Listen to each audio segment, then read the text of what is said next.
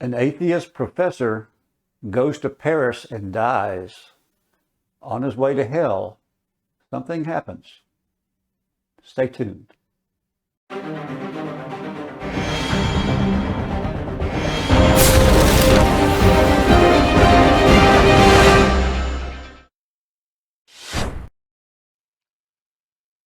Hello and welcome back to Encounters from Beyond the Veil.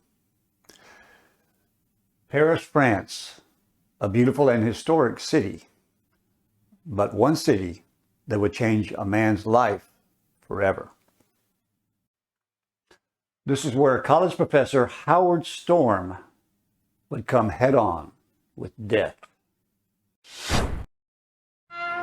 Some people seek salvation. Not Howard Storm. He claims faith found him. They were with their teeth tearing off hunks of me. They did worse things than that. A terrifying descent into death and darkness that began in the City of Lights. I took a group of students and my wife to Europe for an art tour.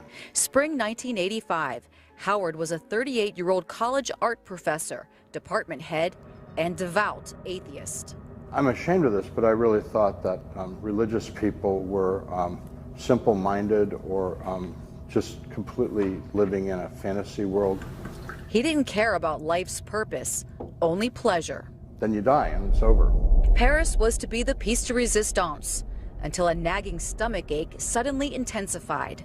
Pain was the most acute pain I'd ever experienced in my life. A gastrointestinal perforation with corrosive digestive acid spilling into the abdominal cavity. I needed surgery within a few hours or I'd be dead. Howard's condition was critical, but the hospital staff couldn't locate a doctor to prescribe pain medication, let alone operate. Because it was a Saturday and nobody was aware of it, there was no surgeon at the surgical hospital. 10 hours later, he was ready to die. So we said our goodbyes and I closed my eye and went unconscious. Then something unexpected happened. He woke up, feeling more alive than ever, looking at his dead body and his wife crying. So these people were outside the room calling me by name. Come with us, Howard. They said, hurry up, Howard. Come with us, let's go, we know all about you. So I thought that they were going to take me to my surgery. But he says there was no surgery. Instead, he was led into a never-ending, dark, damp space. I was terrified, so I said, I'm not going any further with you, and then they began to push and shove. He says dozens, maybe hundreds attacked, biting, ripping, tearing him apart, just for fun. Then they did things to humiliate me and diminish me, which is part of it that I don't talk about because it's too gross. Was this hell? I don't think I was in hell. I think I was being processed, sort of like this was my indoctrination to become like them. And that's when he heard it. He says an inner voice telling him to pray. A memory came to me, very, very vivid, of myself sitting in a Sunday school classroom singing Jesus Loves Me. He says the creatures became agitated and began to back off. Out of desperation, I called out into the darkness, Jesus, please save me. And when I did that, a tiny light appeared in the darkness and got very, very bright. Within the light, Howard claims Jesus appeared and healed his wounds. And I was filled with his love for me, which is wonderfully impossible to describe. Soon, he says, guardian angels also arrived to watch his life in review.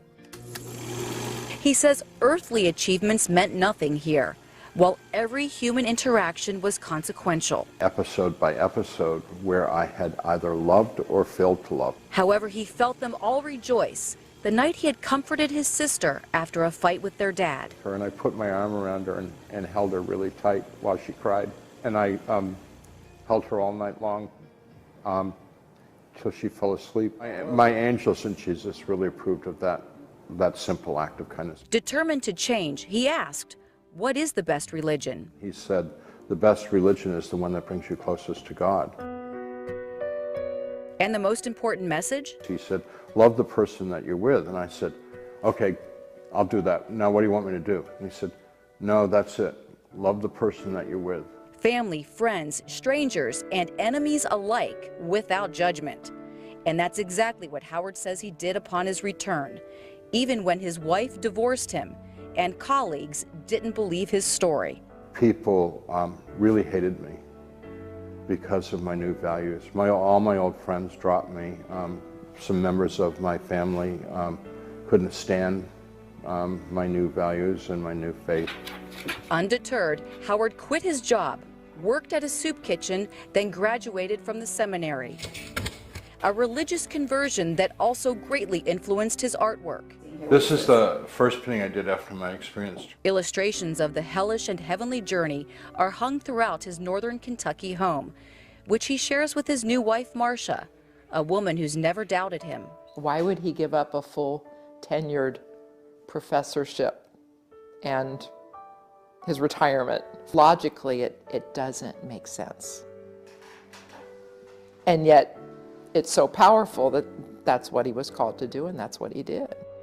Howard's also written a book titled My Descent into Death, and 30 years later continues to tell his story to anyone who will listen. I can't save anyone. That's between them and God, but hopefully through love and kindness you can make an impression on people, which will give them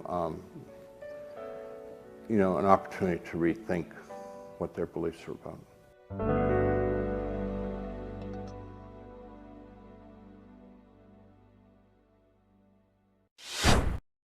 Well, surely Howard Storm's life changed that day, but for the better. If you enjoyed this video, please give us a like and make sure you subscribe so you'll be notified of all our future episodes. Until next time, I'm Brad Polk, and join us for Encounters from Beyond the Veil.